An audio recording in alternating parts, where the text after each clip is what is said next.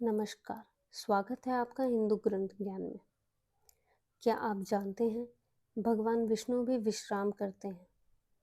हर वर्ष एक ऐसा समय आता है जब सृष्टि के पालनहार स्वयं भगवान विष्णु योग निद्रा में चले जाते हैं।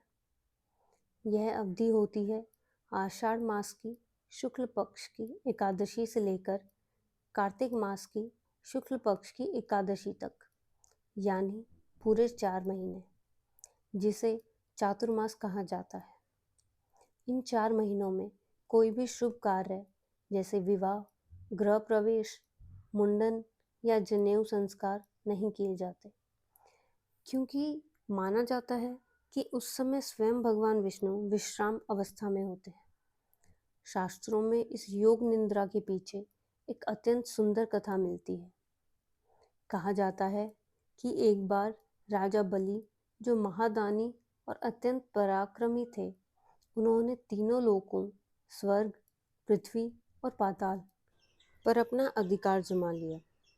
देवताओं के राजा इंद्र भयभीत हो उठे और उन्होंने भगवान विष्णु से सहायता मांगी। भगवान विष्णु ने तब वामन अवतार धारण किया।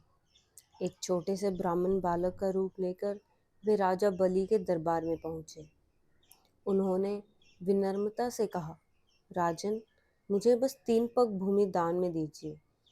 राजा बलि ने सहर्ष स्वीकार किया, लेकिन जैसे ही भगवान वामन ने अपना आकार बढ़ाया, 2 पगों में उन्होंने धरती और आकाश को नाप लिया।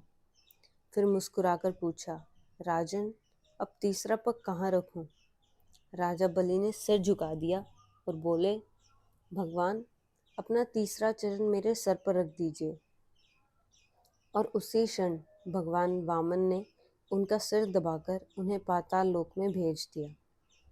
परंतु राजा बलि की भक्ति, नम्रता और दानशीलता से प्रसन्न होकर भगवान विष्णु ने उन्हें वरदान दिया, हे बलि, मैं तुम्हारे साथ पाताल लोक में निवास करूंगा।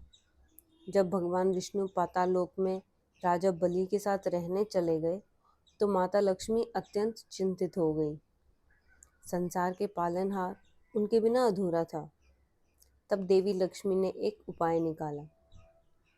उन्होंने एक गरीब स्त्री का रूप धारण किया और पाताल लोक पहुंची। वहां उन्होंने राजा बलि को राखी बांधी और बदले में भगवान विष्णु को वापस भेजने का वचन मांगा।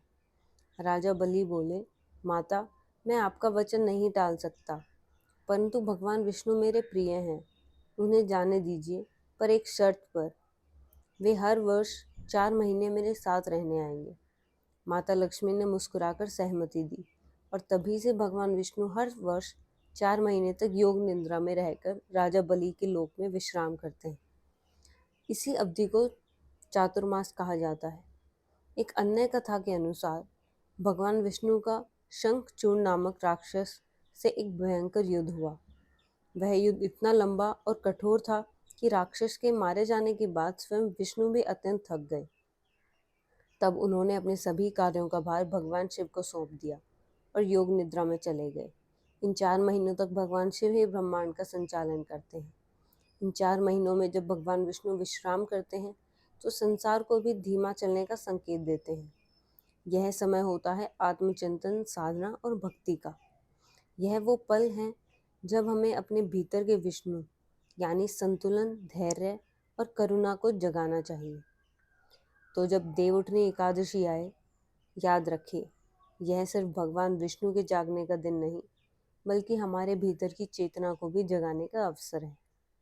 भगवान विष्णु की ये कथा सिर्फ सुनने के लिए नहीं, महसूस करने के लिए है।